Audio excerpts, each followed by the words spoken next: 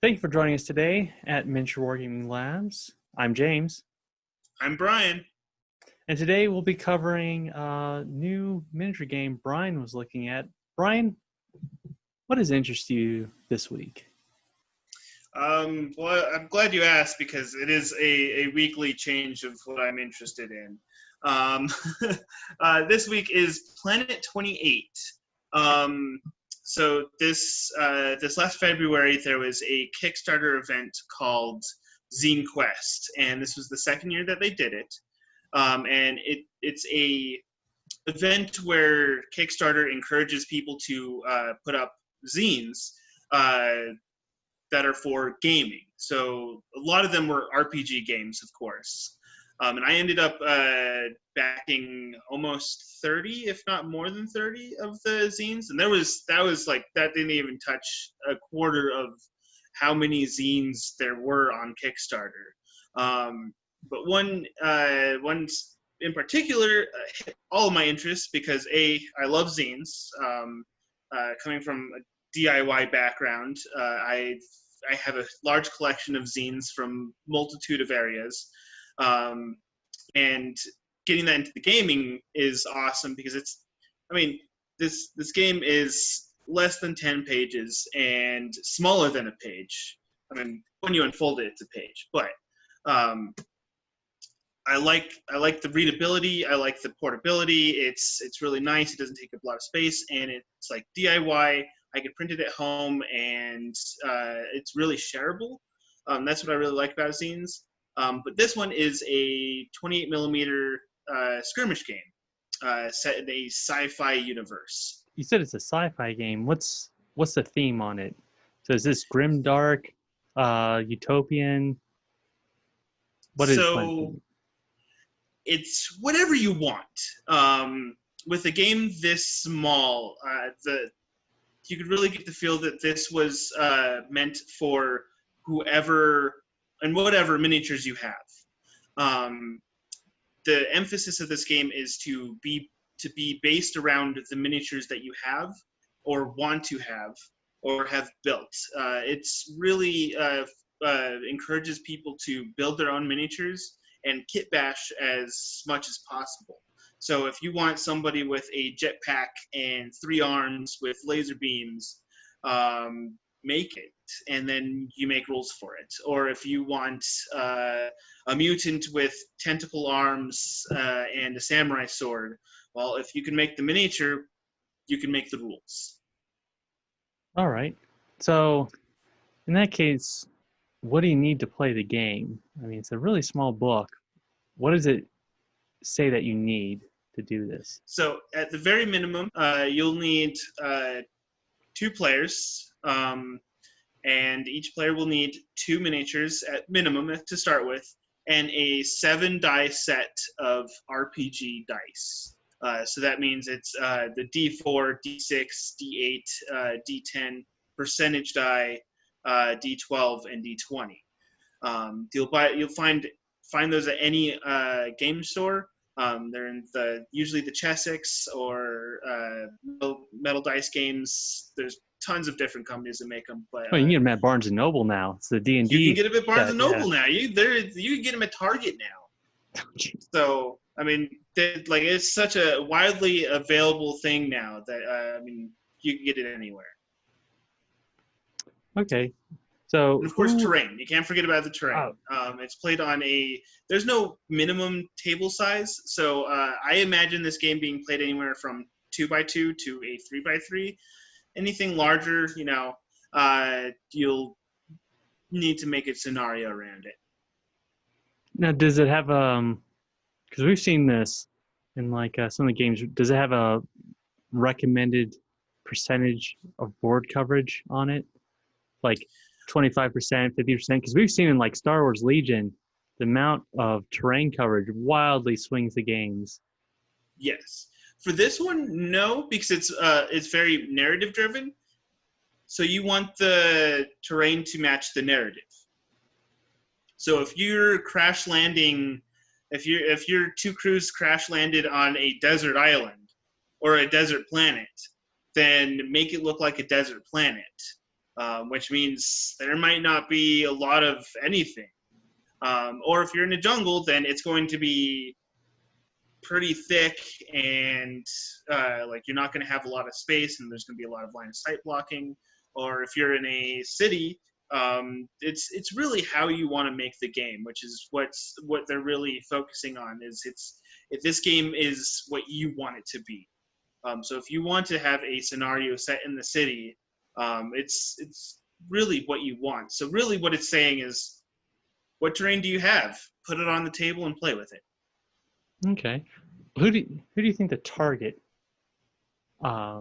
market was? What kind of gamer was supposed to buy into this game? I really think this is for the person that's getting into miniature games, especially if they were an RPG player, because it is very heavy on the RPG aspects. There are rules to have a game master that runs your game.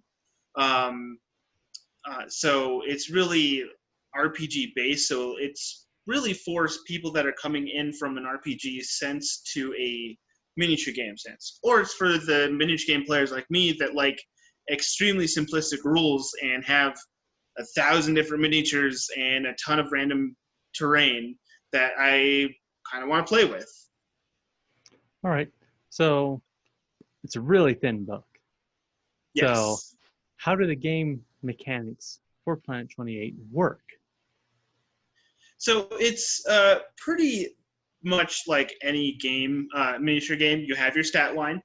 You have your how well you punch somebody, how well you climb, how well you shoot. Each one you'll the main dice that you'll be rolling is a D10. But for different things, there's different dice that you'll use. So for like rolling on charts, there's the D20. For damage, there's like D6. So depending on what is going on, you'll roll different dice. But for the stat lines, you'll be using a D10. And it's your basic, you're trying to roll under your stat. So if you have a 8 in your strength and it's a strength test, you have to roll 8 or under, which is on a D10, pretty easy to do. But if you have a 2 and you're rolling on a D10, then it gets a little harder. So the lower the stat, the worse you are. The higher the stat, the better. Okay. So what are some of the unique features of the game, since there's not much book to it? So the uniqueness comes from what you want to add to it. The main thing that I see that's unique in this, that's built in already, is sci-fi and magic. There's actually rules for how to use magic. So it's kind of sci-fi fantasy, which that is definitely one of my favorite genres. So it's like the He-Man movie from 1983 with exactly. It could be just like that. Just like that. That is like right up my alley. I mean, who doesn't want a laser sword and using the Force? I mean, and not to point at certain movies, but I mean, you know. But I mean, wizards in space, you can't beat it. But also, it also allows for me to make random miniatures that I wouldn't make otherwise. It gives me an excuse to go through my bits box and take those tentacles or scything talons from different chaos bits or Tyrannid bits and throw them on other miniatures and make some mutants, or give a guy a spacesuit and a samurai sword. I mean, I can do whatever I want with this. So that's what makes it really cool to me, is that you could do whatever you want. So how is the book laid out? So you have shows you how to, starts with the rules, of course, and then it goes how to build your team. It goes through all of what your strength is, what your actions can do, what your movement is. It's actually really like it goes in depth onto everything. Like there's examples, which we've talked about several times, of There are big longer books. books with fewer examples. Exactly, and like this one has a lot of examples in it, and it leaves little questions, which for a pamphlet-sized game is extremely impressive. So then after you go through like all the abilities, and that it gets the traits, which helps you build your characters, and then it goes into the magic, which is awesome, the weapons, how you buy weapons, how you build your warband, how your warband grows, and then after that, there's the plot points at the very end, and that's how you decide how you play. You roll a die, and your GM or you and your opponent decide, okay, this is the story, and this is how it's going to go. Okay. Now you showed me that there was also a book for the solo play. Yes, there is. So you could download this game anywhere you'd find Planet 28. It's called Planet 28: Death on the Periphery, and it's a single-player expansion to the game that's its own campaign. So where this one doesn't have a campaign really, this is a solo campaign. So this is the first expansion of the game, and it really I haven't played through it yet, but I got it yesterday, and it is really good. Like it shows you exactly how terrain is supposed to be set up. There's like 7 missions in it. It's really good. I mean, it's well laid out as well. I mean, this is an example of how to set up a table in this, and I've got to say, I can't wait to play through this. All right. So how is a game of Planet 28 organized? So you said it had more of an RPG feel to it. So where most games are just, randomly selected scenarios, how is this different? So you set up your scenario. You set up how the scenario is going to end, the goal of the scenario, and then each person takes turns doing actions. Each model has 2 actions, in which you can do movement, shooting, other actions, magic, climbing, activating a button, picking something up. So depending on how many points you start out with, will decide how long a game is. So I mean, the basic game, you'll need at least 2. You'll need a captain and somebody else, or a leader and somebody else. So I mean, the game will go extremely quick because I only have 4 actions. You only have 4 actions. So it's going to be back and forth really, really quick until you get to the end. But I don't see this game ever going over 10 miniatures each, and that's stretching it. So you'll just take turns and passing initiative. All right. So knowing that it can be like 2 people and 10 is a lot, how is a gang or a team organized or built in this game? So first you decide how many points you want. So at very, very base, you'll want to have 10 points,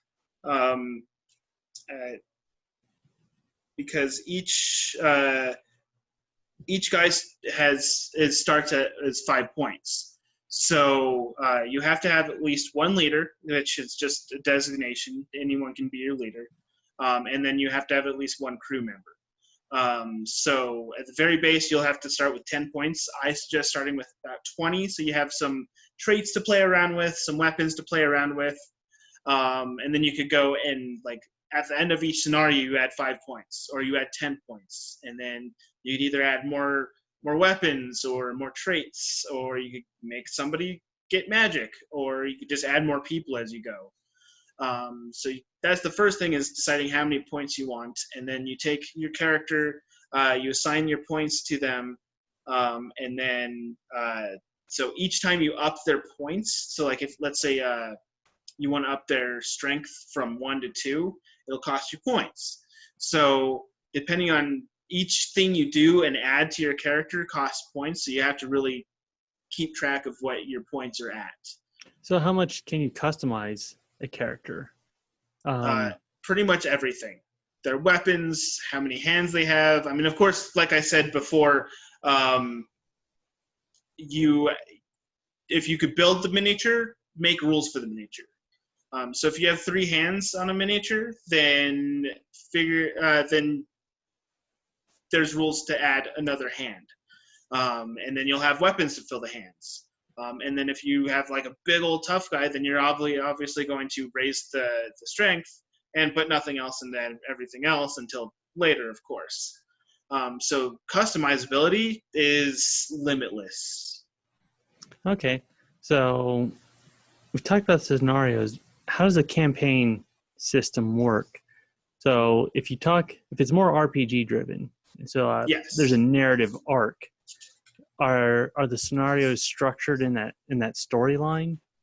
Yes. So actually, so if you go into the book, Okay. it actually has a campaign tree. So you start at scenario 1, and depending on if you won or if you lost, you'll go into the next part of that tree.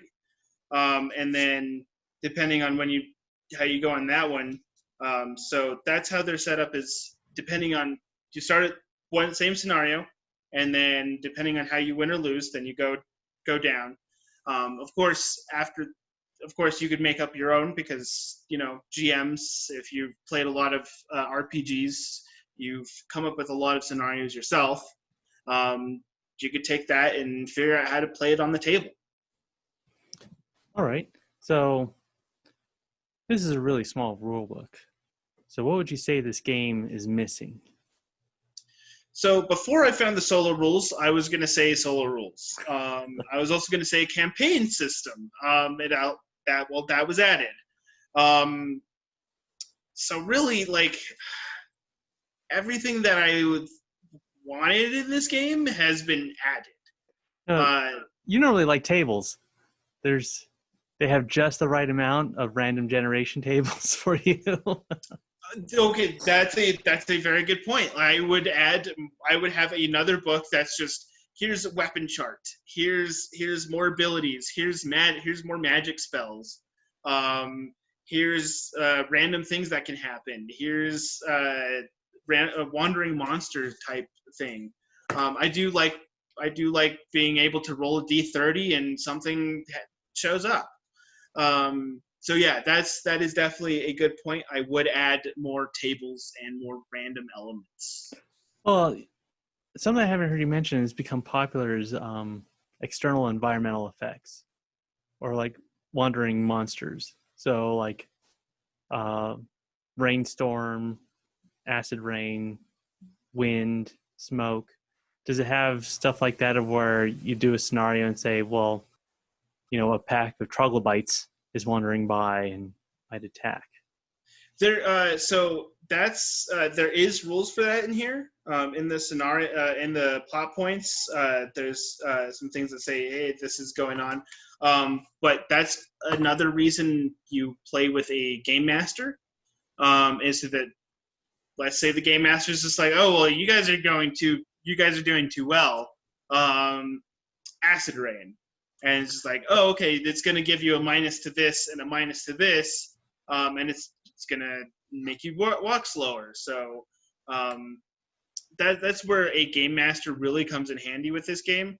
But also, I mean, it's really exaggerating your creativeness. So if you want to add that stuff in, do it.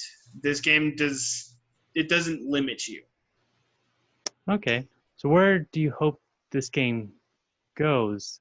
Because I think when you first told me about this, they've already added a lot of the stuff. I mean, honestly, like, they added everything that I was looking for, other than, random things that I could make up myself. I don't know, maybe another campaign. That'd be cool. A longer one. But of course, I mean, I like keeping it to, like, it's two pamphlets right now. A third pamphlet as another campaign would be cool. I would spring $10 for a pamphlet every year for a campaign. Okay. So let's ask, why should you play this game? What's the selling Uh, feature? you should play this game if you have a lot of random miniatures. If you have a lot of access to random miniatures. If you want to play a weird sci-fi game that has no real story limits or world that it's based in. Um, if you really like RPGs and want to play a really simple RPG-based miniature game, this is right up your alley. And if you really like strange sci-fi, this is the game. Yeah. If you play RPGs and you want a little less human interaction and no co-op, this is the game for you. Yes. All right. So why shouldn't you play this game? If you like tournament games, if you like really like lawyerable rules, if you don't want to think a lot about of stuff to add to a game, if you want 20 books with everything in them for a game, maybe not this game is for you. You haven't explained when the command points come into play or the tactic cards. So I don't know when. That's up to you. If you want to add those, go right ahead. And see that is a kind of a turnoff to some people, is that they don't. There's not a lot to it, so coming up with stuff, some people just want to have everything laid out for them. And I don't blame them. There's some times where I love playing 40K because I know the person that I'm going to play against is probably a rules lawyer, and they're going to know all the rules. I don't have to worry about that.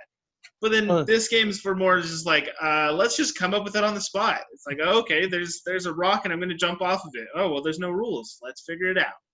well, they're playing 40K or Flames of War. The guy across from you doesn't even have to talk to you. He just throws dice and like randomly puts stuff on the board. And I have no idea what he's doing, but I guess it's working. Yeah, exactly. All right. Well, I'll call it done for this episode of We Discuss Planet 28.